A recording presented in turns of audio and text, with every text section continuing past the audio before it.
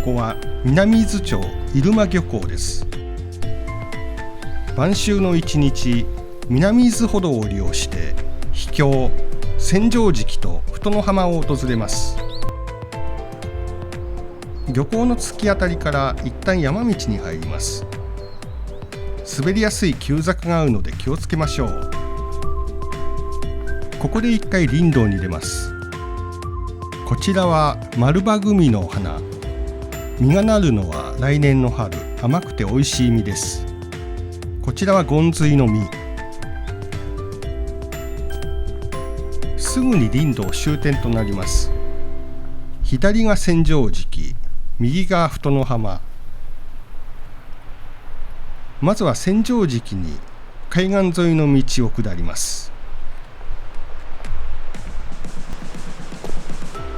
千畳敷へはここから往復しなければなりませんが、ここを素通りしてしまうのはもったいないです。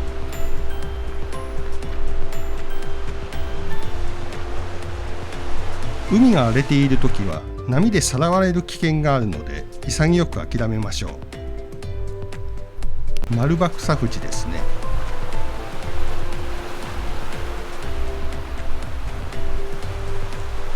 こちらはアゼトウナ。晩秋なのですが、まださすがに南伊豆ということもあって花がかなり残っております。ユネスコにより世界ジオパークに選ばれている伊豆半島。その成り立ちはこうなります。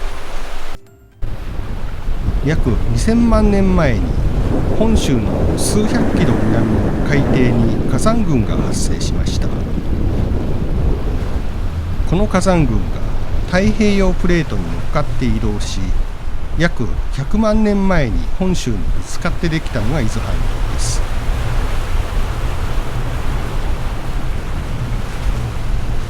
千畳敷は凝灰岩でできています。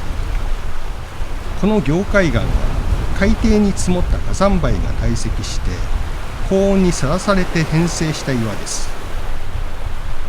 南洋からはるばる旅をしてきた岩だと思うと感慨深いですよね。実はこの千畳敷、地元小学校の通学路を作るために石を切り取ったところだそうです。確かに人工的に石が切り取られた痕跡があちらこちらに見られます。こちらは盛り花のように咲いた立派な磯菊。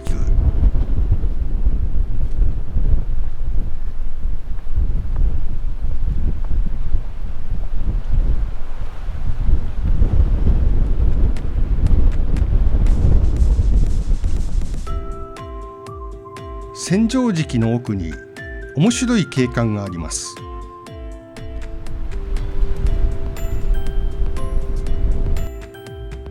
凝灰岩の隙間に黒い安山岩が割り込んでいるのがわかりますね。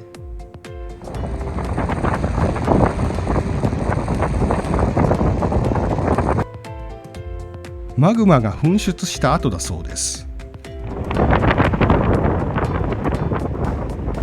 この千畳敷、磯釣りの名所としても有名です。釣り人はもちろん歩くことなく渡し船で一気にここまでたどり着きます。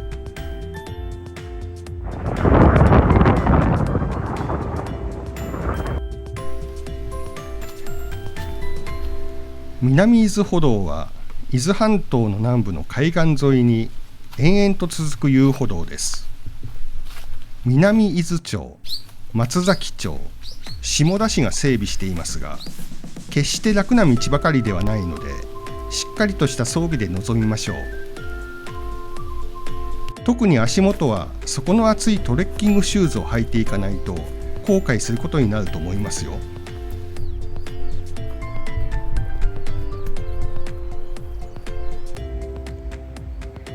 吉田の集落が見えてますね。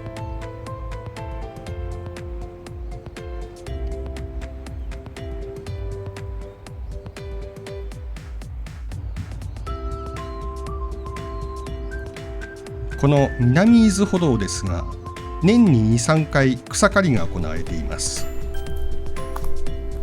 この草刈り前と後では歩く時の困難さが格段に違うのです。草刈り直後に訪問されることを強くお勧めします。歩道が伸びた草に覆われると、場所によっては歩道上に転がっている火山性の石が隠れて恐る恐る歩を進めることになります。無理やり進もうとすれば捻挫必至ですね。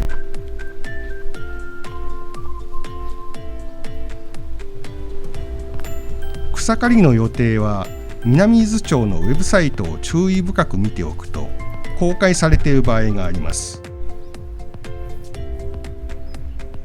ただし雨天延期もしばしばあるようなので、役場に直接問い合わせてみるのが良いでしょう。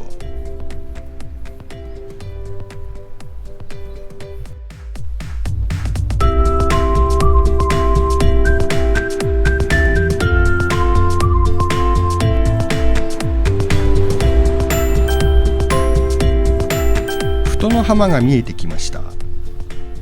一般向けの歩道とはいえ、先ほど吉田の集落が見えたあたりから太の浜に下る道はアルプスの後方に登っているのではないかと思えるほどの険しい断崖の淵を歩きます。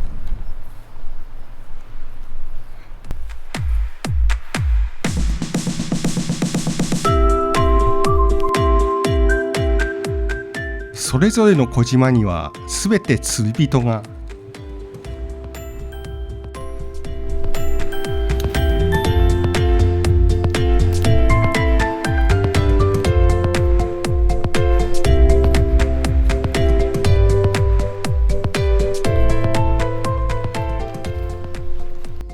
太の浜では夏季は禁止されていますが、キャンプも可能な浜です。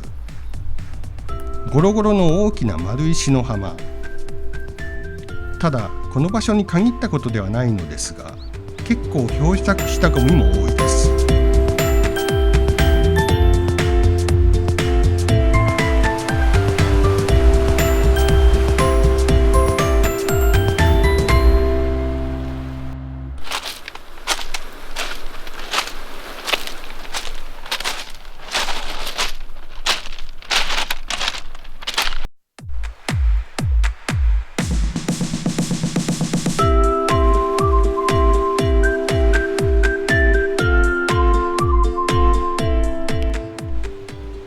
またここから上り返しがありますが、結構登ったところにも漂着ゴミがあるので、海が荒れると10メートルを超える波で現れるであろうことが想像できます。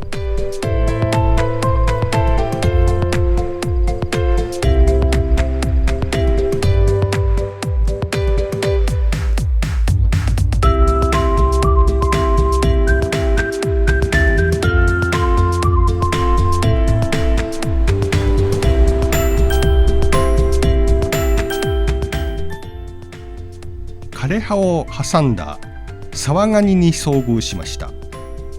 驚かしてごめんなさい。ご存知の通り淡水に住むカニです。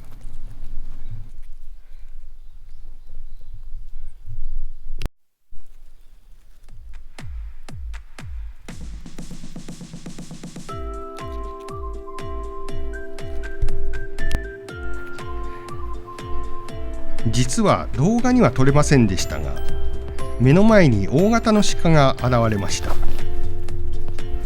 しかし一瞬で逃げ去ってしまいました。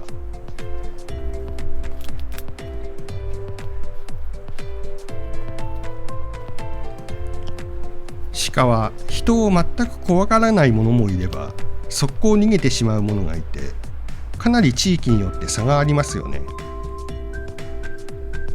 人を怖がらない鹿がいる場所としては、奈良公園や厳島神社など、鹿を神の使いとして大切にされているところが多いですね。あと屋久島や北海道など生息密度の濃い場所だと逃げない傾向が強いような気がします。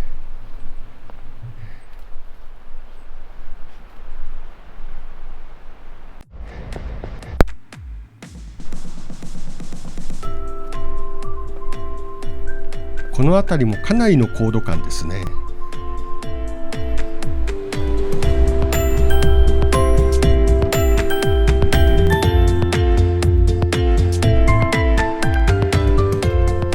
イノシシの生息密度もかなり濃いようです。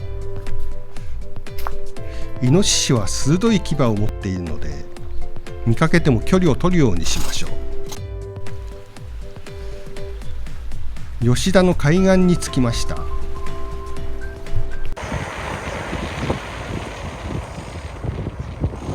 護岸工事中でした。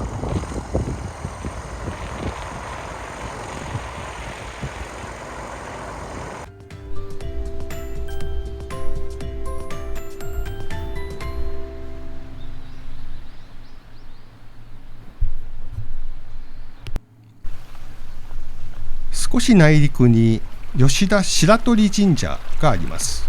そこに向かってみます。神社の上り口にあるこの白神の老木、樹齢800年と伝わっています。大和武尊とその妻音立花姫の命が祀られたこの白鳥神社、航海安全の神と安産の神として知られています。遠く南方の海底からはるばるやってきた火山の作った美しい海岸、日本アルプスに引けを取らない断崖状の絶景、豊かな野生の動植物、魅力にあふれた南伊豆の大自然をぜひあなたも体験してみてください。